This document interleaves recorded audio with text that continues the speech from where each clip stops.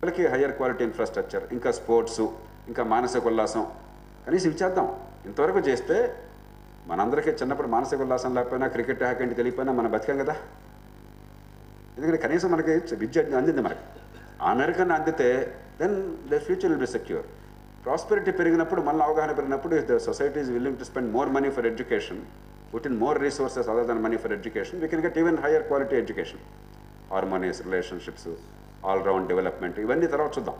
కనీసం ఎంత మేరకన్నా చేద్దామా. ప్రభుత్వం అసలు దృష్టి లేదు. ప్రస్తుతం ప్రభుత్వం అంతా ఎన్రోల్మెంట్. ఇవాళ గవర్నమెంట్ చెప్తుందంటే 100% ఎన్రోల్ అవుతున్నారు, డ్రాప్అవుట్స్ కొంచెం తగ్గినాయి, ఇంతే వాడు చెప్పగలుగుతుంది. కొంతవరకు కరెక్ట్ వాడు చెప్పింది. కానీ క్వాలిటీ ఆఫ్ ఎడ్యుకేషన్ అవుట్కమ్స్ ఏమవుతున్నాయి, చదువు ఏమొస్తుంది వాడు చెప్పలేదు. Operation success, patient death. Sir ఇక్కడ ఎంపీ కానీ ఫస్ట్ ఎయిడ్ కానీ ట్యాక్సీ కట్టాలనే రూల్ ఏమైనా ఉందా సార్? ఇది ఒకవేళ చట్టంలో ఉండేదంటే ఇది ఎప్పటి నుంచి అమలులోకి వచ్చింది సార్? ఇంతవరకు తెలియదు, ఈరోజు నోటీస్ పంపించారు సార్. ట్యాక్సులు కట్టాలని చెప్పి, ట్యాక్సులు కట్టాలని అంటే ప్రొఫెషనల్ ట్యాక్స్ కట్టమన్నారా? ఏమి ట్యాక్స్ అది? అక్కడ మీరు తీసుకోక ప్రొఫెషనల్ ట్యాక్స్ అంటే ప్రొఫెషనల్ ట్యాక్స్ అనేది జీతాలు వచ్చే వాళ్ళకి కానీ, లేకపోతే మీలాగా ప్రాక్టీస్ చేసిన వాళ్ళకి కానీ ఒక పరిమితి ఉంది. ఆ పరిమితి లోపల విధిగా అందరూ కట్టాలి. ఇప్పుడు అందరూ క్రమక్రమంగా ఎక్స్టెండ్ చేస్తున్నారు. అదే ఉంటుంది బహుశా మీరు చెప్పింది. ఇన్కమ్ ట్యాక్స్ అయినట్టయితే మీ ఆదాయాన్ని బట్టే, మీరు ఏ వృత్తిలో ఉన్నా కూడా ఆదాయాన్ని బట్టి ఇన్కమ్ ట్యాక్స్ ఉంటుంది. ప్రొఫెషనల్ ట్యాక్స్ మాత్రం మీకు వచ్చేటువంటి ఆదాయాన్ని బట్టి ఒక పరిమితి. ఇన్కమ్ ట్యాక్స్ అయితే పరిమితి లేదు. దీనిలో ఒక పరిమితి దాటకుండా అర్థంగా learn to deal with issues. ఎవరిచ్చారు నోటీసు? ఏ ఏజెన్సీ ఇచ్చారు? మున్సిపాలిటీయా, ఐటీ వాళ్ళ, సేల్స్ ట్యాక్స్ వాళ్ళ? సో అది పార్ట్ ఆఫ్ అది. లేకపోతే ఇంకోటి ఉండొచ్చు, చూద్దాం, అనుకుందాం. అప్రైజల్ అని ఒక యాక్టివిటీ ఉంటుంది సార్. ఇది దీంట్లో ఇప్పుడు మనం అనుకుంటున్న ఈ 4 అంశాలని తీసుకొని బేస్ చేసుకొని ఈ పిఆర్ఏ మెథడ్స్లో మొత్తం ఊరు మొత్తాన్ని దాంట్లో ఇన్వాల్వ్ చేయొచ్చు. మనం పిల్లల్ని, చదువుకున్న పిల్లల్ని, అట్లాగే రకరకాలుగా రైతుల్ని, మనం ఏ అంశాన్ని తీసుకోవాలనుకుంటే ఆ అంశాన్ని దాంట్లో జోడించి గ్రామస్తులందరి సహకారంతో ఈ విషయాల్లో అవేర్నెస్ తేవడానికి మనం ప్రయత్నం చేయొచ్చు. అయితే ఈ పిఆర్ఏ మెథడ్స్ని మనం ఏమన్నా ప్రయత్నం చేద్దామనంటే దానికి సంబంధించిన ఎక్స్పర్ట్స్ ఉన్నారు. వాళ్ళతో మనం ఒకసారి ట్రైనింగ్ ఏదైనా పెట్టుకున్నట్టయితే ఫస్ట్ మీరు ఎక్కడో ఒక చోట లాంచ్ చేసేస్తే ఆ ప్రోగ్రామ్ని, తర్వాత మనం దీన్ని వర్క్ డివైడ్ చేసుకొని, ఇప్పుడు శాంతి భద్రతలు, రక్షణ ఒక వింగ్, విద్యకు సంబంధించిన వాళ్ళందరూ లెక్చరర్స్, టీచర్స్ ఇలాంటి వాళ్ళందరితో ఒక వింగ్ ఏర్పాటు చేసి వాళ్ళు ఆ పిఆర్ఏ మెథడ్స్ ద్వారా వెళ్ళిపోతారు. ఆరోగ్యానికి సంబంధించిన వాళ్ళు వేరే వెళ్ళిపోతారు. ప్రతి ఒక్క వింగ్ వెళ్ళడం వల్ల అక్కడ గ్రామాల్లో వాళ్ళకి చాలా రకాల చర్చ జరుగుతుంది, అవగాహన కూడా కలుగుతుంది. దాంతోపాటు అసలు ఏం జరుగుతుంది, మనం ఎలా ఉన్నామన్నది కూడా మొదలవుతుందేమో. ఇది ఒకసారి ఆలోచిస్తే మంచి ఆలోచన. అట్లాగే ఇప్పుడు ఎన్ఐఆర్డి కానీ, లేకపోతే మనం వెళ్ళామే అపార్ట్, వాళ్ళు భారత్ నిర్మాణ వాలంటీర్స్ అని చెప్పిన వాళ్ళు పెద్ద స్కేల్లో చెకప్ చేస్తున్నారు. వాళ్ళు కూడా మంచి పని చేస్తున్నారు. కాబట్టి వాళ్ళందరితో మనం ఇన్వాల్వ్ అవుదాం. ఒకటి ఏంటంటే అది పూర్తిగా ఎన్జిఓ తీరున కాకుండా పార్టీ రహితంగా, పార్టీలకు అతీతంగా ఒక రాజకీయ లక్ష్యం ఉండాలి మనకి. స్వరాజ్యం మనం ఏం చేస్తున్నాం? ప్రభుత్వాన్ని గురించి, ఓటును గురించి, రాజకీయ వ్యవస్థను గురించి, పన్నులను గురించి ఆలోచించే దిశగా మనం ప్రయత్నం చేస్తున్నాం.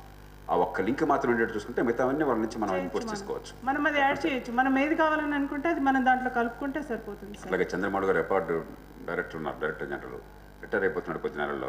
ఆయన కూడా మనం దీన్ని మొత్తం గైడ్ చేయమని చెప్పాను. ఈజీగా will be happy to do that. తప్పకుండా చేద్దాం. మనం ఒకసారి మీరు కనుక మొదలు పెట్టినట్టయితే కనుక ఇది ఇంతవరకు ఏ పొలిటికల్ పార్టీ చేయలేదు. ఆర్గనైజేషన్స్ చేసిన మాట కరెక్టే, కానీ పొలిటికల్ పార్టీస్ ఏం చేయలేదు. అది చేయడం వల్ల కనీసం ఊర్లో ఎన్ని ట్రాన్స్ఫార్మర్స్ వస్తున్నాయి, రోడ్లన్నీ వేశారు, ఊర్లో మనకి అంగన్వాడీ పథకానికి ఏంటి, రేషన్ కార్డులు ఏంటిది, ఇందిరమ్మ ఇళ్ళు ఏంటి, మిగిలిన పథకాలన్నీ కూడా బయటకు తీసుకొచ్చే అవకాశం ఉంటుంది సార్. వాళ్ళకి ఇబ్బంది లేకుండా, మళ్ళీ వాళ్ళని పొలిటిసైజ్ చేయకుండా మనం చేద్దాం తప్పకుండా. Good afternoon sir, my name is Kashyap. నేను ఈ 4 పాయింట్స్ మాట్లాడుతున్నాను కదా sir. I mean what I felt was these 4 points are very difficult to people to understand in slums especially. నేను ఫీల్డ్ వర్క్ చేస్తున్నాను 2 years నుంచి. ఒక సోలార్ వాటర్ బల్ project మీద చేస్తున్నాను. So I'm interacting with slums regularly. So ఈ సురాజ్యాన్ని community లో లెవెల్లోకి simplify చేసి అక్కడి నుంచి స్టార్ట్ చేస్తే it will give a big bang అని I feel sir. I strongly feel. So మేము actually is Pradeep my friend. So we're all as a team we're working on a few projects, eco-friendly toilets, solar water bulb, so యాక్చువల్గా I mean మనం corruption, decentralization of powers ఇంత పెద్ద terms వాళ్ళకి ఈ పదాలు వాడే ఈ పదాలు మన కోసం, కరెక్ట్ ఈ చర్చ మన కోసం. అక్కడ సింపుల్ యాక్టివిటీ ద్వారా వాళ్ళకి అర్థం కావాలి. ఉదాహరణకి మరి ఈ పనులన్నీ కూడా ఇంత డబ్బుతో అయిపోతాయి, ఇంత డబ్బు ఎందుకంటే ఎక్కువ ఖర్చు పెడుతున్నారు మన పేరుతో, ఏమవుతుంది ఆ ప్రశ్న రావాలి. సో కెన్ యూ అట్లా ఆఫీస్కి వెళ్తే ఇన్ని రోజుల్లో పని అయిపోవాలన్నా, పని కాకపోతే వాడు మన డబ్బులు ఇవ్వాలన్నా, అంతే. అంతకంటే ఎక్కువ సిటిజన్ స్టార్టర్ పడి ఏంది ఎందుకు. So can you give us a plan and where we can start and target a model slum, ఒక సస్టైనబుల్ స్లమ్ తో స్టార్ట్ చేసి we can a prototype లా తయారు చేసి can we replicate as part of Swarajya? So that is what my అంటే ఇప్పుడు ఇలా కూర్చుని ఇన్స్టెంట్గా రాదు. definitely మనం డీటెయిల్డ్గా వర్కౌట్ చేయాలి, డెఫినెట్గా మనం ఎఫర్ట్ చేయాలి. But my only request is don't go to the hardest area at the beginning. అసలు చదువుకున్న వాళ్ళకి కాస్త కూస్త ఆదాయం అన్న వాళ్ళకి కూడా ఈ కాన్సెప్ట్స్ చాలా కొత్తవే తెలుసు అనుకుంటాం. కానీ కాబట్టి అసలు పాపం జీవితంలో రోజువారీగా బతుకు పోరాటం చేస్తున్న వాళ్ళకి ఇంకెంత కష్టంగా ఉంటుంది. కాబట్టి don't make it much harder for yourself then is necessary. మొదటి దశలో కొంచెం middle class, lower middle class కొంచెం ఎంతో కొంత చదువు అనే ఇంధనం అన్ని అక్కడ తర్వాత మనకి ఇంకా మిగతా తెలియదు. లేకపోతే మొట్టమొదటిన ఈ పూట నా తిండెట్లా అని బాధపడే వాళ్ళ దగ్గర పోయి దేశం గురించి మాట్లాడితే తని పంపిస్తారు. ఉపయోగం లేదు. Especially when you talked of slums, if you want to go and do this, best is you contact there are always, every slum there are some leaders who are outspoken people, you must have seen, since you have worked in the slums, you say. Get them into confidence first. And then sort of this thing, each house you go, you want to keep your surroundings clean, like that you get a sort of questionnaire like that. You want to keep like this, if all of them agree, then you go to the economy part of it, and then the cleanliness part of it, and then there, with the help of the authorities, get one bin or something there, so that everybody disposes in that, and make a system with the local health inspector, see that it is recovered every day, so automatically you show results, and the driveways, tell them clearly, take it out. I mean, I am going an example for this. Toilets also you can extend the same type. That way you gain confidence there. The whole people, you take slum by slum, as he says, don't take the whole world into this. One slum, at least 2 or 3 slums I have converted, and they are better than educated people and middle class people. This much I can tell you. You convince them, they will follow you. This is what is my opinion in my experience. Thank you. Thank you. Sir, నా పేరు శ్రీధర్ అండి, శేర్లింగంపల్లి నియోజకవర్గం. మేము శేర్లింగంపల్లి నియోజకవర్గంలో సురాజ్యం ఉద్యమంలో భాగంగా నియోజకవర్గ స్థాయిలో ఒక రౌండ్ టేబుల్ సమావేశం చేశాం. ఆ తర్వాత డివిజన్ స్థాయిలో ఒక 3 చేశాం. లోక్సత్తా పార్టీ కార్యకర్తలు కాకుండా ప్రజల నుంచి, అంటే అసోసియేషన్ నుంచి, కాలేజ్ ప్రిన్సిపాల్స్ నుంచి, different various sections of people, 214 people attended in all 3-4. 214 మందిని పర్సనల్గా పిలిచి వచ్చినటువంటి వాళ్ళు. అంటే అసోసియేషన్స్ వాళ్ళు ఏం చేస్తున్నారంటే, మోస్ట్ ఆఫ్ ద పీపుల్, ఇది ఫ్యాక్ట్, అందరూ వాళ్ళు ఇన్వాల్వ్ అయ్యారు కాబట్టి తెలిసి ఉంటుంది. ఏ అసోసియేషన్లో చూసినా మీరు చెప్పిన సందర్భంలో, చాలా సందర్భాల్లో చెప్పారు, ఈ దేశంలో చీమ కదలాలన్నా రాజకీయం ఉండాలని. సో ఈ అసోసియేషన్ వాళ్ళు ప్రతి ఒక్కరు ఏదో ఒక పొలిటికల్ పార్టీతో అఫిలియేట్ అయి ఉన్నారు. వాళ్ళకి క్లియర్గా చెప్తున్నాం, ఇది చేస్తుండేది మా ప్రయత్నం కాదు, ఇది మా కోసం కాదు, ప్రజలందరి కోసం, అందరి కోసం చేస్తున్నటువంటి ప్రయత్నం అని. కానీ వాళ్ళు ఏమనుకుంటున్నారంటే, సార్ ఇది చేస్తున్నటువంటి ప్రయత్నంలో లోక్సత్తా మాత్రమే బెనిఫిట్ పొందుతుందేమో లోక్సత్తా పార్టీ అని అనుకుంటున్నటువంటి సందర్భం వచ్చిందండి. ఓకే, సో వాళ్ళని కన్విన్స్ చేసేటువంటిది ఒకటి, we have to break the hurdle. నిన్న ఇప్పుడు ఈ సభలో కూడా మేము ఆ 214 మందికి ఎస్ఎంఎస్లు పెట్టి 3 సార్లు 4 సార్లు ఎస్ఎంఎస్లు పెట్టి కాల్ చేసి పిలిస్తే కూడా 10 మందో 15 మందో వచ్చారు. ఓకే, వచ్చి ఉండొచ్చు ఇప్పుడు. సో అదొక ప్రాబ్లం. బట్ వాళ్ళకి ఏం చెప్తున్నామంటే, నెక్స్ట్ లెవెల్లో మీరే ఆర్గనైజ్ చేయండి, irrespective of the party. You organise, will come and provide all the facilities and will proceed further అనేది ఒకటి. కానీ కాలేజెస్లో మంచి స్పందన వచ్చింది సార్ మేము చూసినటువంటి సందర్భంలో. కానీ ఇక్కడ ఒక ప్రాబ్లం ఏమంటే, మోస్ట్ ఆఫ్ ద కాలేజెస్కి కనీసం ఒక చిన్న ఆడిటోరియం కూడా లేదు మనం చిన్న మీటింగ్ పెట్టుకోవాలంటే. సో దానికోసం పక్కన ఆడిటోరియంస్కి వెళ్ళి వాళ్ళు అడిగితే ఇది పొలిటికల్ పార్టీ ఏమో అని వాళ్ళు ఇవ్వటం లేదు. మళ్ళీ ఈ ప్రాబ్లం ఫేస్ చేసాం. కానీ అల్టిమేట్గా మేము ఇంకోటి ఏం చెప్తున్నామంటే, ప్రతి డివిజన్లో we're coming out of the parties and we're forming the committee, Surajyam committee. అల్టిమేట్గా ఆ 4 పాయింట్స్లో ఒక పాయింట్ని తీసుకుంటాం, సిటిజన్ చార్టర్స్. సిటిజన్ చార్టర్స్ మనం ఏం ఎక్స్పెక్ట్ చేస్తున్నామంటే, ఇది ఈ ఆఫీస్ నుంచి, ఈ గవర్నమెంట్ ఆఫీస్ నుంచి ఈ సేవలు నేను పౌరుడిగా పొందాలి, ఈ సేవకు ప్రజలుగా ఒక వ్యక్తిగా నేను ఏ ఫామ్ ఫిల్ చేయాలి, ఎంత ఫీజు కట్టాలి. సో నెక్స్ట్ రెస్పాన్సిబిలిటీ పర్సన్ ఎవరు, ఒక ట్యాబ్లర్ కాలం పెడదాం. మనమే సురాజ్యం కమిటీ ద్వారా వచ్చినటువంటి ఒక సిటిజన్ చార్టర్ మేబీ ఒక 2 monthsలోనో 15 daysలోనో మనం ఎడ్యుకేట్ చేస్తూ జనాల్ని ఒక సిటిజన్ చార్టర్ పెడతాము మనమే. As I don't know, it's my suggestion. దాంట్లో ఏ సేవ అందుతుంది, ఆ సేవకు పౌరుడిగా నేను ఏ ఫామ్ ఫిల్ చేయాలి, ఏ రోజుకి ఎన్ని రోజులు నీవు responsibility, if the responsibility you are not going to fulfil by Surajyam, if it ఈ succeeds, the 4th column is the fine. Fine అనేది క్వశ్చన్ మార్క్ పెట్టింటాం. ఎప్పుడు వస్తుందంటే ఆ ఫైన్ అనేది సురాజ్యం కనుక ఫలిస్తే అన్నటువంటి దీంతో ఒక టేబులర్ కాలం పెట్టి ఒక బోర్డు పెడదామనేది నా సజెషన్. మేము అదే చెప్తున్నాం అక్కడ. So we're getting some good mileage there. So I hope that people can follow this and ఇదొక పాయింట్గా తీసుకొని మనం చేస్తే బాగుంటుందని అనుకుంటున్నాం sir. Thank you very much. Excellent idea. Surajya ఉద్యమం నుంచి కాపురా నుంచి రీసెంట్గా 1 month కిందనే ప్రెసిడెంట్ ఇచ్చారు సార్. అయితే మన సురాజ్య ఉద్యమం నుంచి మనకు ఒక ఐడి కార్డ్ అనేది ఉండాలి. సురాజ్య ప్రతి ఒక్కరు వస్తున్నారు, కానూలు మాట్లాడుతున్నారు, అధికారులు అంటున్నారు, ప్రతి వాళ్ళు వస్తుంటారు అని మనకు ఒక ఐడి కార్డు ఉండాలి మీ నుంచి. ఉంటేనే దాని ద్వారా మనము ఆర్థిక ప్రగతిని సాధించవచ్చు. ప్రగతి లేకుండా పన్నుల రూపేణా మన అధికారులు కోట్ల రూపాయల పనులు వేస్తున్నారు. ఒక్క రోజు దాటితే పెనాల్టీ వేస్తున్నారు. ఆ లెక్కన మనకు అభివృద్ధి పనులు అయితలేవు. ప్రతిదీ విషయం కూడా మనం పోయి అధికారులను అడిగితేనే వాళ్ళు వస్తున్నారు, చూస్తున్నారు, ప్రతిపాదనలు ప్రపోజల్స్ సిద్ధం చేస్తున్నారు. వేసిన రోడ్డు ఒక ఆయన మంజీరా వాటర్ కానీ వేసిన తెల్లారే రోడ్డు తవ్వుతుంటాడు, ట్రాన్స్కోవాలు తవ్వుతుంటారు రోడ్లు. కోట్ల రూపాయల ప్రాజెక్టులు కనీసం 6 months కూడా మనం చూస్తలేము. మన కళ్ళ ముంగటనే అధికారులు మళ్ళీ దానికి వేరే బిఎస్ఎన్ఎల్ వైర్ కేబుల్స్ కోసమని ఇంకో ఆయన తవ్వుతుంటాడు. అనేక ఇతరుల పనులకు తవ్వుతుంటారు. ఆ పనులు అయ్యేందుకు మళ్ళీ సంవత్సరాల కొద్ది పడుతున్నది. ఇలా ఎందుకు జరుగుతుంది? ఒక సిస్టమేటిక్, ఒక ప్రణాళిక లేకుండా మన అధికారులు ఎందుకు చేస్తున్నారు ఈ విధంగా? మీరు ప్రశ్న రిటారికల్గా అడిగారు, సమాధానాలు మనందరికీ తెలిసినాయి. కానీ 2 విషయాలు, ఒక జనరల్ ప్రిన్సిపల్స్ మీరు గుర్తించండి. ఒకటి అకౌంటబిలిటీ, సిటిజన్స్ చార్టర్లో 5 రూపాయల అకౌంటబిలిటీ. రెండోది మరి మన సిటీ లాంటి చోట్ల మరింత చండాలంగా ఉంది. కారణం ఏంటంటే టూ మెనీ ఏజెన్సీస్, కన్వర్జెన్స్ అని చెప్పంటారు. చాలా ఇతర దేశాల్లో పని చేసేది ఒక్కొక్క పని, ఒక్కొక్క శాఖ, ఒక్కొక్క ఆఫీస్ చేసినా కూడా ప్రజల వరకు మొత్తానికి ఒక సింగిల్ పాయింట్ ఆఫ్ కాంటాక్ట్ పెట్టారు. వాటి మధ్య సమన్వయాన్ని తీసుకొచ్చి పెట్టారు. అంచేత అక్కడ ఉదాహరణ జర్మనీ మీరు వెళితే మీకు పాస్పోర్ట్ కావాలని చెప్పంటే వెళ్ళాల్సింది మున్సిపల్ ఆఫీస్కి. ఇక వాడు ఏం చేస్తారో మనకు అనవసరం. మన వాడి దగ్గర అప్లికేషన్ ఇస్తాం, మన వాడి దగ్గర తీసుకుంటాం 10 నెలల తర్వాత. మధ్యలో ఏం జరుగుతుందో మనకు అనవసరం, కానీ వాడు చూసుకుంటాడు. మనకేమవుతుంది? వాటర్ సప్లై బోర్డు వాడికి, మీరు ఎలక్ట్రిసిటీ వాడికి, R&B వాడికి, మున్సిపల్ కార్పొరేషన్ వాడికి, ఎవరికి ఏ రకమైన కోఆర్డినేషన్ లేకుండా పోయింది, కన్వర్జెన్స్ లేకుండా పోయింది. కానీ ఇది ఇంప్రూవ్ చేయడం పెద్ద కష్టం కాదు. ఒకసారి నేను అనుకున్నది ఏంటంటే, మీలో కొంతమంది ఒక చిన్న టీము జంషెడ్పూర్ ఒకసారి వెళ్ళండి, మనం అరేంజ్ చేద్దాం.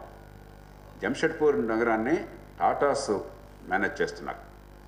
భారతదేశంలో ఇది ఒక్కటే నగరం, ఒక ప్రైవేట్ కంపెనీ నగరం మొత్తాన్ని మేనేజ్ చేస్తుంది. దేశంలో మున్సిపల్ కార్పొరేషన్ అక్కడ. ఆనాటి బీహారు, తర్వాత జార్ఖండ్ గవర్నమెంట్తో ఒక ఒప్పందం ఉండి ఆ నగరం సదుపాయాలన్నీ మేము చూసుకుంటామని వాళ్ళు ఏర్పాటు చేస్తున్నారు. జంషెడ్పూర్ ఒక్కటే భారతదేశంలో మంచినీళ్ళు మీరు ట్యాప్ నుంచి వచ్చే నీళ్ళు ఆ పాటిని ఆ గ్లాస్లో పట్టుకుని తాగేయచ్చు. Absolutely safe water. అక్కడ ఎమ్యూనిటీస్ అన్నీ హై క్వాలిటీ. మళ్ళీ అగైన్ మీరు కాలిఫోర్నియాలో ఉందని నేను చెప్పట్లా, మన దేశ పరిస్థితుల్లో వెరీ హై క్వాలిటీ ఎమ్యూనిటీస్. ఏ సమస్య వచ్చినా కూడా ఒక కాల్ సెంటర్ ఉంటుంది.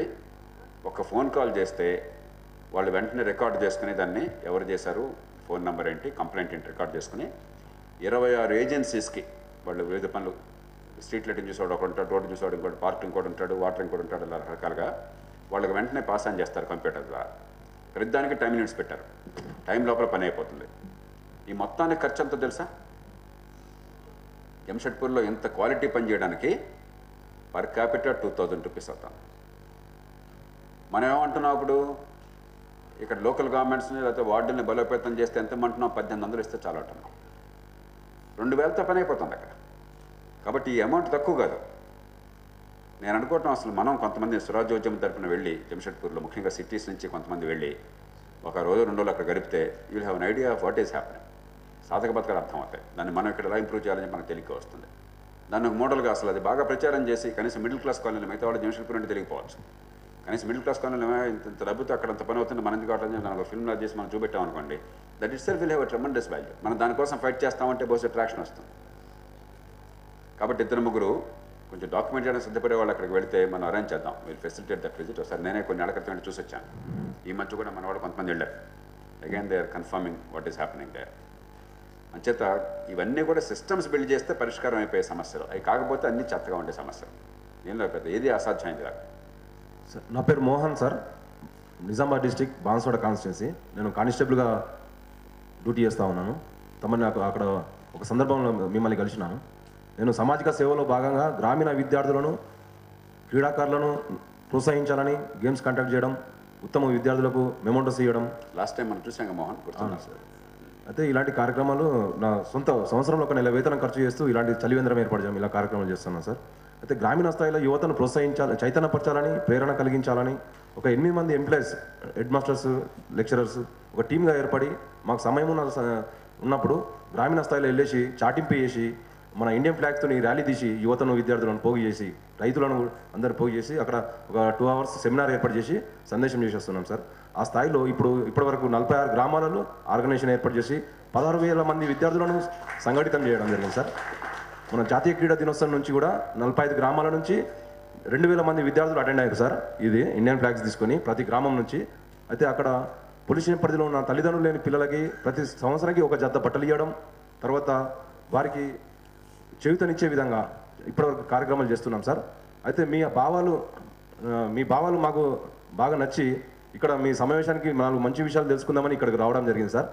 అదేవిధంగా గ్రామీణ స్థాయిలో దేశభక్తిని పెంపొందించే విధంగా అప్పుడు విప్లవీరుల యొక్క త్యాగాలు, అదేవిధంగా నీతివంతమైన రాజ్య నిర్మాణం జరగాలంటే అది విద్యార్థులతోనే సాధ్యమని, అది అలాంటి విషయాలను చట్టసభకు నీతివంతులను, సమాజ హితం కోసం ఆలోచన చేసే వ్యక్తులను చట్టసభకు పంపే విధంగా అది సాధ్యం కావాలంటే అది స్టూడెంట్స్తోనే సాధ్యమవుతుందని, అలా పేరెంట్స్ మోటివేషన్ చేయాలని, స్నేహితులతో చెప్పాలని, నీతివంతులను చట్టసభకు పంపినప్పుడు వాళ్ళు సమాజ హితం కోసం ఆలోచిస్తారని, ఆ విధంగా మేము ఈ విధంగా సమావేశం చేస్తున్నాం సార్. అయితే మీరు చెప్తున్నటువంటి కార్యక్రమాలను కళాబృందం లాగా గ్రామీణ స్థాయిలో ఏర్పాటు చేసి చాటింపేసి ఈ భావాలు ఇప్పుడు చెప్తున్నవి అన్నీ కూడా ఈ విధంగా గ్రామీణ స్థాయిలో మారుమూల గ్రామాలకు తీసుకుపోయినప్పుడు అక్కడ అవేర్నెస్ స్టార్ట్ అవుతుంది సార్. మీరు అనుకున్నటువంటి రిజల్ట్ రావడానికి ఈ స్థాయిలో ముందుకు పోతే ఖచ్చితంగా సక్సెస్ఫుల్ అవుతుందని, ఈ విధంగా ముందుకు పోవాలని నా ఆలోచన sir. Mohan is an inspiring example. గతంలో నేను కలిశాను. ఇవాళ మన సమాజంలో కానిస్టేబుల్ అంటే ఆర్థికంగానూ పెద్ద వెసులుబాటు ఉండదు. ఆయన మాట పట్టించుకోరు, సమయం కష్టం. కానీ సింగిల్ హ్యాండెడ్గా ఆయన ఒక 60-70 గ్రామాల్లో చైతన్యం కోసం, విద్యార్థుల్లో స్ఫూర్తి కోసం ప్రయత్నం చేసి విజయవంతంగా అక్కడ ఆర్గనైజ్ చేయగలిగారు. I'm very proud of him. కాబట్టి మనం ఎఫర్ట్ పెట్టాలి. ఎఫర్ట్ పెడితే సమాజం కదులుతుంది. దానికి Mohan is a good example. మనం అలాంటి చేసేవాళ్ళు చాలామంది ఉన్నారు.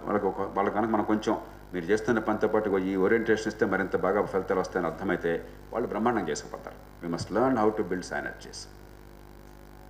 Good afternoon, sir. Myself, Sailu. I'm working as a sales manager in a private company. So what you told, these 4 points, as well as you told 2 points. So one is creating a demand. So the 4th point, Sahaja Vanarulu. So nowadays we are seeing, recently we saw for Kaveri water, so Karnataka totally they have created a band. So because Kaveri is going only 3 or 4 districts, but they are Karnataka people, they created like sentiment. So no political party, other areas also they will not talk. So 100%, so totally band. So this నదుల అనుసంధానం ఏదైతే ఉందో, so భగవంతుడు ఎప్పుడైతే నదులు create చేసిండో, గంగా నది ఆంధ్రప్రదేశ్లో నుంచి వెళ్ళాలి లేదంటే తమిళనాడులో నుంచి వెళ్ళాలని అనుకోలేదు. నదులు అట్లా సహజంగా ఏర్పడే, సహజంగా ఉన్నాయి. కాకపోతే మన రిసోర్సెస్లో ఎంత బడ్జెట్ అలొకేట్ చేస్తారో ఆ బడ్జెట్లో నదుల అనుసంధానానికి క్రియేట్ చేస్తే ఆటోమేటిక్గా ఇది అవుతుంది. కానీ ఇప్పుడు ఒకటి ఫర్ ఎగ్జాంపుల్ సాయిలో ఒక్కటి వెళ్ళి గవర్నమెంట్ ఏంటి నేను డిమాండ్ చేస్తే it will not possible. So how to create the lower level. So instead of fighting Kaveri జిల్లాలు మాకు కావాలి, గోదావరి జిల్లాలు మాకు కావాలి, కృష్ణా డెల్టాను నీరు కాపాడాలి అనే కాకుండా సో లోవర్ లెవెల్ నుంచి దీన్ని డిమాండ్ని ఎట్లా క్రియేట్ చేయాలి. సో అందరూ ఫైట్ చేసి నదులను అనుసంధానం చేయడానికి చేసినట్టయితే, సో మన ఇండియా ఏమో agriculture based country sir. So agriculture based ఒకసారి నదులను అనుసంధానం చేస్తే, ఫర్ ఎగ్జాంపుల్ మొన్న ఒరిస్సాలో ఫ్లడ్స్ వచ్చాయి. ఆ ఫ్లడెడ్ వాటర్ని మనం ఇప్పుడు కర్ణాటకలో ఈ సంవత్సరం రెయిన్స్ లేవు. సో ఇప్పుడు అటు రాయలసీమ సైడ్ తీసుకుంటే అక్కడ రెయిన్స్ లేవు. సో ఇప్పుడు ఈ నదులను అనుసంధానం చేస్తే అక్కడ ఉన్న ఫ్లడెడ్ వాటర్ని మనం ఇక్కడికి తీసుకొచ్చినట్టయితే ఇక్కడ స్వచ్ఛందంగా పంటలు బ్రహ్మాండంగా పండుతాయి, జనాల దగ్గర మనీ ఉంటుంది, they can do everything. So they can take their basic needs. This is my demand, sir. I wanted to create a demand. So instead of fighting Godavari maak kavali, Krishna maak kavali, Kaveri నాకు కావాలి అనేకోకుండా అన్ని నదులను అనుసంధానం చేసి దేశం అంతటా కూడా విస్తరించేలా ఎలా చేయాలనేది just based on your experience can you give suggestions sir? సాయిలో దెర్ ఆర్ 3 బ్రాడ్ పాయింట్స్. ఒకటి, ఈ దేశంలో చేయాల్సిన పనులు చాలా ఉన్నాయి, కానీ మనం ఈ స్వరాజ్యోద్యమంలో చాలా ఫోకస్డ్గా కొన్ని స్టిక్ అవ్వకపోతే చాలా ఇబ్బంది అవుతుంది. మీరు చెప్పిన దానిలో పబ్లిక్ పాలసీ ఇష్యూస్ ఉన్నాయి, రిసోర్సెస్ ఇష్యూస్ ఉన్నాయి, రీసెటిల్మెంట్ ఇష్యూస్ ఉన్నాయి. తర్వాత అసలు పడ్డ వర్షం ఉపయోగించుకుని లోకల్గా వినియోగించుకోవాలా, లేకపోతే వాటిని రివర్స్లోకి వెళ్ళిపోయిన తర్వాత మళ్ళీ దాన్ని ఎలా హార్నెస్ చేయాలో ఆలోచన చాలా ఇష్యూస్ ఉన్నాయి. బిగ్ వర్సెస్ స్మాల్ ఇష్యూస్ అనేవి చాలా ఉన్నాయి. కాబట్టి అది చర్చించుకుందాం వేరే, బట్ ఇక్కడ మనం వెళ్ళదు. రెండోది, లార్జర్ లెవెల్లో ఇదంత ఈజీ కాదు. చాలామంది దేశం అంటే సమయం వచ్చింది కాబట్టి, మీ సందర్భం వచ్చింది కాబట్టి చెప్తాను అనమాట. లార్జర్ లెవెల్లో నదుల అనుసంధానం అది ఈజీ కాదు. సుప్రీంకోర్టు పెద్దగా ఆలోచన లేకుండా మీరు చేయండి అని చెప్పి నాకు ఆర్డర్ ఇచ్చేశారు. ఇదంతా కింగ్ క్యాన్యూట్ అని చెప్పి అంటాం మనం. వాడు సముద్రం ఒడ్డున కూర్చొని అలలు నా కాళ్ళని తాకూడదని చెప్పి అన్నాడంట. వాడు అంటమే అలలు వాడు ఆర్డర్ని ఫాలో అవుతాయా? సుప్రీంకోర్టు ఆర్డర్ ఇస్తే నదుల అనుసంధానం జరగదు. నదులు వాటికి జాగ్రఫీ ఉంది. ఉత్తరాది నుంచి దక్షిణాదికి నీకు నీళ్లు కావాలని చెప్పంటే వింధ్య పర్వతాల మీద నుంచి రావాలి. దేవుడు కూడా ఆ పని చేయలేడు. మనకు సాధ్యమయ్యేది మహానది నుంచి తీర ప్రాంతంలో గోదావరికి తేవచ్చు, గోదావరి నుంచి కృష్ణకి తేవచ్చు, కృష్ణ నుంచి తమిళనాడుకి ఇప్పటికి వెళ్తుంది ఆల్రెడీ. కాబట్టి అది పెద్ద కష్టం కాదు. కాబట్టి ఇలాగ లోకల్గా ఇంటర్ బేసిన్ ట్రాన్స్ఫర్స్ కొన్ని చోట్ల సాధ్యం, కొన్ని చోట్ల సాధ్యం కాదు. అది కూడా కొన్ని కాంటూర్స్లో సాధ్యం, కొన్ని కాంటూర్స్లో సాధ్యం కాదు. ఆ సాధ్యమైనవే జరగట్లా. మహానది నుంచి మనకి గోదావరి కంటే ఒరిస్సా గవర్నమెంట్ పెద్ద సిద్ధంగా లేదు. గోదావరి నుంచి కృష్ణకి అని చెప్పంటే ఇప్పుడు మన రాష్ట్రంలో మనం తన్నుకుంటున్నాం. పోలవరం అంటే ఉద్దేశం ఏంటి? గోదావరి నుంచి కృష్ణకే. దాని ఉద్దేశం కృష్ణ పైన నీళ్ళని కిందకి వెళ్ళాల్సిన అవసరం లేకుండా పైన ఉపయోగించుకోవచ్చు. నాగార్జున సార్ ప్రాజెక్ట్ కింద కానీ, శ్రీశైలం ప్రాజెక్ట్ కింద కానీ అందరికీ తెలుస్తుంది. కానీ అయినా మనకేదో రకరకాల వివాదాలు అనుకుంటున్నాం. కాబట్టి ఇది అనుకున్నంత సింపుల్ కాదు. కొన్ని చేయాలి తప్పనిసరి. ఇంటర్ బేసిన్ ట్రాన్స్ఫర్స్ కొన్ని చోట్ల సాధ్యమైన చోట్ల వేరెవర్ నేచర్ పర్మిట్స్ మనం చేయాలి. బట్ మూడోది, అల్టిమేట్గా లోకల్ రిసోర్సెస్ లోకల్గా ఎట్లా చేసిన పద్ధతి మనం ప్రమోట్ చేయాలి. మనకి తెలంగాణ ప్రాంతంలో 800-850 మిల్లీమీటర్ల వర్షపాతం చాలా చోట్ల పడుతుంది. ఆ నీళ్ళన్నీ గోదావరిలోకి పోయిన తర్వాత మళ్ళీ పై తీసుకొద్దామని దానికోసం కొన్ని వేల మెగావాట్లు ఖర్చు పెట్టి ఉంటే అంతకంటే మూర్ఖత్వం ఇంకోట్లేదు. ఆ నీళ్ళు లోకల్గా ఉపయోగించుకొని అక్కడ వాటర్ హార్వెస్టింగ్ చేసుకుని ఎక్కడికక్కడ కనుక మనకి ఇరిగేషన్ కానీ లేకపోతే డ్రింకింగ్ వాటర్ కానీ నీడ్స్ మీట్ అయితే చాలా ఈజీగా అయిపోతుంది. కాబట్టి ఒక చాలా కాంపోజిట్ సొల్యూషన్ కావాలి. There is no one single ఇలాంటి సొల్యూషన్ లేదు. బట్ దీనిలో పెట్టద్దు. మనం లోకల్గా రెయిన్ హార్వెస్టింగ్ లాంటివి పెడదాం, సిటీ మేనేజ్మెంట్లో భాగంగా వగేరా. అదర్వైజ్ మిగతా పబ్లిక్ పాలసీ ఇష్యూస్ ఉన్నప్పుడు మనం డైగ్రెస్ అయిపోతాం, చివరికి ఏది సాధించిన. కాబట్టి దానికి సెపరేట్గా ఇంకొక ఎఫర్ట్ పెట్టాలి. Last question sir. నమస్కారం అండి, నా పేరు రామ్మూర్తి, ఇన్ఫోస్లో చేస్తాను. ఒక ఇంటలెక్చువల్ అండ్ రిటారికల్ క్వశ్చన్ ఇది. Fundamentally, are we ready as a society? It's a very beautiful morning. మీరు చెప్పిన 4 పాయింట్లు very beautiful. If you look at these 4 points, we can administer this country very easily if everyone else follow that. My question to you is, are we ready as a society for I'm looking at it as a developed society first, and we want to be a developed country and stuff like that. Endukante if you look at mana political situation in the country, మా ఊర్లో వెళ్తే నేను మొన్న వెళ్ళినాను ఆటోలో, మా గ్రామ ప్రజలతో వెళ్తున్నాను. అడిగాను, ఎరా మీ అందరూ జగన్మోహన్ రెడ్డికి వేస్తారో ఓట్లు అన్న. ఎందుకు సార్? తప్పకుండా ఆయనకి వేస్తాను. సో మరి ఆయన అన్ని కోట్లు తినేసాడు, మరి మన గ్రామంకి ఏం చేయలేదు, మన గ్రామంకి వచ్చాడు, మరి ఎందుకు వేస్తారు ఓటు అన్న.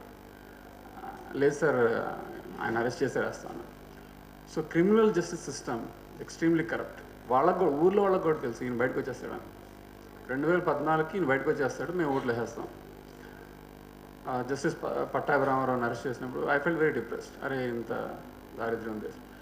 With all these things, so many parameters and such a beautiful concept you talk this morning, how do we make it sustainable moment? వీళ్ళందరినీ ఎలా ఎడ్యుకేట్ చేయాలి? That's I'm worried. How far can we actually take this? I understand. వారికి వచ్చిస్తుంది, will conclude నేను.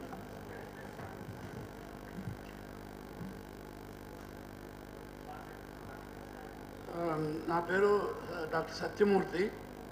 నేను retired engineer. కొన్నాళ్ళు స్వచ్ఛసేవ సంస్థ భావోదయ charitable ట్రస్ట్లో కూడా పనిచేశాను. ప్రస్తుతం ఇప్పుడు కొంచెం రిటైర్డ్ లైఫ్లో ఉన్నాను.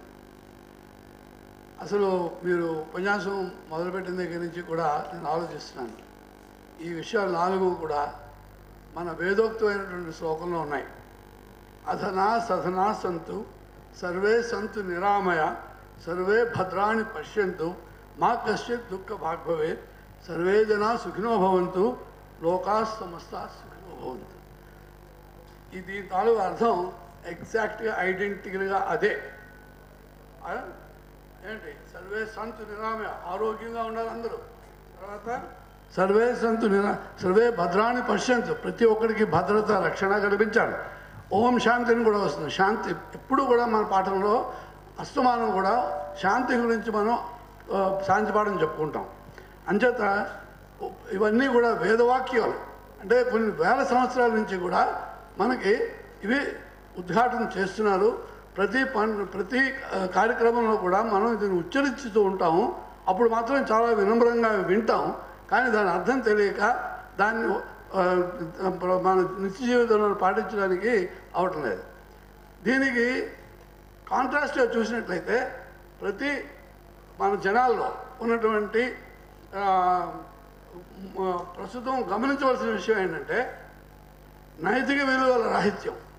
ఫండమెంటల్గా ఆనెస్టీ అండ్ ఇంటెగ్రిటీ, ఈ 2 బేసిక్ వాల్యూస్ అవి మన దేశంలో ఇంచుమించు 60 to 70% కానీ 80% కానీ లోపించాయని అనుకోవాల్సి వస్తుంది. ప్రతి దాంట్లోనే మనం అబద్ధం ఆడుతుంటాం. ప్రతిరోజు ఏంటి ఏమాత్రం కన్సెషన్ జరుగుతామనగానే ఏజ్ తక్కువ చెప్పేస్తుండడం, తర్వాత లేట్గా వచ్చినట్లయితే ఎందుకు కారణం ఏదో వైట్ లైస్ చెప్పేస్తుంటాం. అదే కాకుండా మనం చెప్పింది చెయ్యం, చేసింది చెప్పాం.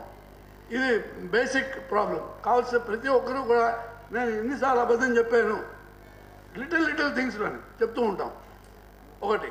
తర్వాత ప్రతిదానికి నిరాశ, నిస్పృహ, ఆత్మ న్యూనతాభావన, స్వయం చోదకత్వం లేకపోవడం, అపనమ్మకం, ఇంకొకటి మీద అపనమ్మకం. తర్వాత ఇవన్నీ ఉన్నాయి. దీనితోడు ఒక విషయ జ్ఞానం, ఒక నైపుణ్యం, తర్వాత ఒక ఇచ్ఛ, ఇది చేద్దాం, ఇది చేస్తే బాగుంటుంది అనేటువంటి ఒక ఇంటెన్షనాలిటీ, అది ఇవన్నీ కలిపితేనే మనకు కాంపిటెన్స్ వస్తుంది. వీటి సమన్వయం మనం చేయలేకపోతున్నాం. ఇవి ప్రతి ఒక్క మనిషిలోనే మనకి ఇలా కోరుకుపోయి ఉండడం మూలాన్ని మనం ఏది అనుకున్నా కానీ ఇంత గొప్పటువంటి విషయాలు మనం ఇన్హెరిట్ చేసినప్పటికీ కూడా మనం ఒక విధమైనటువంటి మార్గంలో తీసుకురాలేకపోతున్నాం. నాకు చాలా సంతోషం ఏంటంటే మీరు మళ్ళా ఈ వేదవాక్యాన్ని ఇంచుమించు ఇక్కడ ఎక్స్ప్లెయిన్ చేస్తూ చెప్పడం, దాని గురించి ఒక జనాలను ఒక స్ఫూర్తి కలిగించడానికి ప్రయత్నం చేయడం, వీటన్నిటినీ కూడా ఒక విధమైనటువంటి నిరంతర పునరుజ్జీవన ఉద్యమం కింద చూసుకుంటేనే కానీ మనకు అవ్వదు. ఎందుకంటే థౌజండ్స్ ఆఫ్ ఇయర్స్ నుంచి కూడా చేస్తున్నప్పటికీ కూడా మనం ఇదే పరిస్థితిలో ఉన్నామంటే దీని అర్థం అంటే ప్రతిరోజు మనం ఒత్తిడిపూట పూజ చేసినప్పుడు వీటిని గుర్తు తెచ్చుకొని ఈ విషయాలన్నింటినీ కూడా మనం ఇంప్రూవ్ చేసుకున్నప్పుడే మనం ఇటువంటి చైతన్యం జనాల లోపల తీసుకురాగలం. అంచేత ప్రజల దగ్గరికి వెళ్ళినప్పుడు నేను చాలా మట్టుకి గ్రామాల్లోని ఎడ్యుకేషన్ అయితే తగ్గినట్టు చూశాను. ఈ విషయాలను ఎప్పుడైతే మనం వాళ్ళకి చెప్పలేకమో మన ప్రవర్తన బట్టి వాళ్ళకి అబ్బుతాయి. మనం చెప్పిన మాటలు వినరు, మనం ప్రవర్తించేది గమనించి దాన్ని వాళ్ళు అమలు చేస్తారు. కానీ మనం చెప్పిన మాటలు ఎవరు అమలు చేసేటువంటి పరిస్థితి లేదు. అందుకోసం ఇక్కడ ఈ ఉద్యమం లోపల పాల్గొనేటువంటి ప్రతి ఒక్కరికి నా మనం ఏంటంటే మనం వ్యక్తిగతంగా ఈ వీటన్నిటిని అధిగమించి వెళ్ళినప్పుడు ప్రజల్లోకి తప్పకుండా మనం అనుకున్న ఆశయాలను సాధించగలమని నేను అనుకుంటున్నాను. Thank you. ఇవాళ ఎందుకు జనం జగన్కి ఓట్లు వేస్తున్నారు అని చెప్పంటే మీరు నేను అవినీతి అనుకున్నది జనం ప్రత్యేకంగా అవినీతి అనుకోవట్లే, అందరి దగ్గర ఉందనుకుంటున్నారు. ఈవేళ షర్మిల పాదయాత్రకి వెళ్తే రోజు ₹1 కోటి ఖర్చు అవుతుంది. ఇవాళ చంద్రబాబు పాత్రకి వెళ్తే 2 కోట్ల రూపాయలు ఖర్చు అవుతుంది. జనం 2 చూస్తున్నారు. కాంగ్రెస్ పార్టీ పనిచేస్తే వాళ్ళు 1 కోటి రూపాయలు ఖర్చు పెడుతున్నారు. స్థానికంగా ఈ పార్టీ ఆ పార్టీ ఆ పార్టీ అందరూ కూడా దేశాన్ని దోచు తింటున్నారు. కాబట్టి జనం అనుకుంటారంటే ఈ విషయంలో అందరూ సమానం అనుకుంటున్నారు. ఇది పక్కన పెట్టేస్తే ఎప్పుడైతే ఇవి ముఖ్యం అన్నది ప్రజలకు అర్థం కాలేదో, రాజ్యం నుంచి ఇవి మాకు కావాల్సిన యాస్పిరేషన్ లేకుండా పోయింది. Aspirational deficit. వారు చెప్పినట్టుగా వేదవాక్యాల్లో ఉంది, ఇప్పుడు దాకా మనకు అర్థం కాదు. ఎప్పుడైతే డెఫిసిట్ ఉన్నదో తాత్కాలికంగా ఏమైనా తాయిలాలు ఇవ్వడం ప్రభుత్వం చేసే పని అనుకుంటున్నారు. ఆ తాయిలాల విషయంలో రాజశేఖర రెడ్డి గారు ఇచ్చినంత భారతదేశ చరిత్రలో ఇంకెవరు ఇవ్వాల. మీకు అసలు అనుమానం లేదు దాంట్లో. 2,40,00,000 తెల్ల కార్డులు, రూపాయి బియ్యం, 2 రూపాయల బియ్యంతో 70 లక్షల మందికి పెన్షన్లు, లక్షలాది ఇళ్ళు, ఆరోగ్యశ్రీ, మరి లోన్ వేవర్లు దాదాపుగా 90 లక్షల కోటి మందికి లోన్ వేవర్లు. పెళ్ళి చేసినా బెనిఫిట్ ఇందుకు వచ్చింది.